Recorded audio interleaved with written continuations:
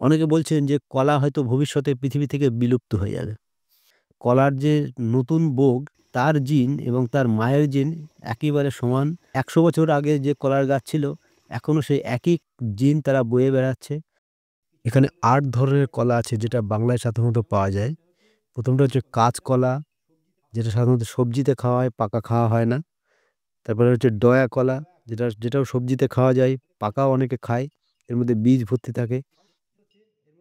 কাঁঠালি কলা, যেটা ঠোঁটে কলা এবং ডয়া কলার মাঝামাঝি একটা কলা, যেটা প্রায় বিলুপ্ত।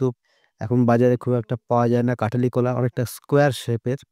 এটা হচ্ছে ঠোঁটে কলা। ঠোঁটে কলাকে কাঁঠালি কলা অনেকে বলেন, কিন্তু এটা কিন্তু সম্পূর্ণ আলাদা প্রজাতি। ঠোঁটে কলা অনেকে পুজোয় ব্যবহার করে। পরের যে কলাটা, এটা হচ্ছে মর্তমান কলা, যেটা মিষ্টি, টেস্টি। তারপরে হচ্ছে চাপা কলা। চাপা কলাটা হচ্ছে সিঙ্গাপুরি কলা এবং মর্তমান কলার মাঝামাঝি একটা কলা, যেটা টেস্টি, মিষ্টি এবং হালকা টক। এর পরেরটা হচ্ছে সাগর কলা, সিঙ্গাপুরির মতো দেখতে কিন্তু হলুদ। এরপর হচ্ছে সিঙ্গাপুরি, যেটা বাজারে সাধারণত আমরা পেয়ে থাকি।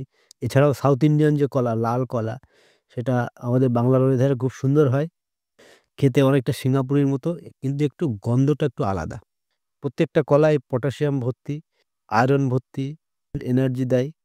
জানলে অবাক হবেন যে কলার মধ্যে যে পটাশিয়াম থাকে সেটা কিন্তু মৃদু মাত্রায় রেডিও অ্যাক্টিভ। পৃথিবীর মধ্যে ১ম চাষ করেছিল মানুষ হচ্ছে এই কলা।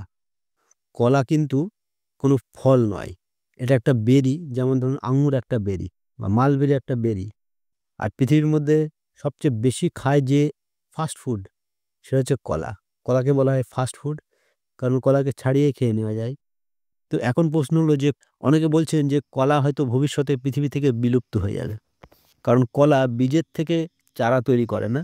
কলা বোক থেকে প্রোপাগেট হয়, কিংবা টিস্যু কালচারের মাধ্যমে চারা তৈরি করে। সেইজন্যে কলার যে নতুন বোগ, তার জিন এবং তার মায়ের জিন একেবারে সমান।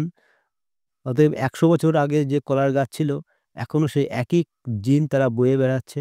অতএব ভবিষ্যতে এমন হতে পারে যে তার মধ্যে নতুন এনভায়রনমেন্টের সঙ্গে অ্যাডজাস্ট করার মতো ক্ষমতা থাকবে না।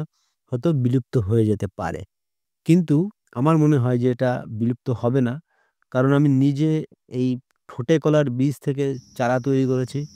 এই যে দেখতে পারেন, ডয়া কলার বীজ থেকে চারা তৈরি করেছি। অতএব বীজ থেকে চারা এখনো হয়। অতএব আমার মনে হয় যে কলা পৃথিবীতে বিলুপ্ত হবে না। তবে আপনার কি মনে হয়? অবশ্যই জানাবেন।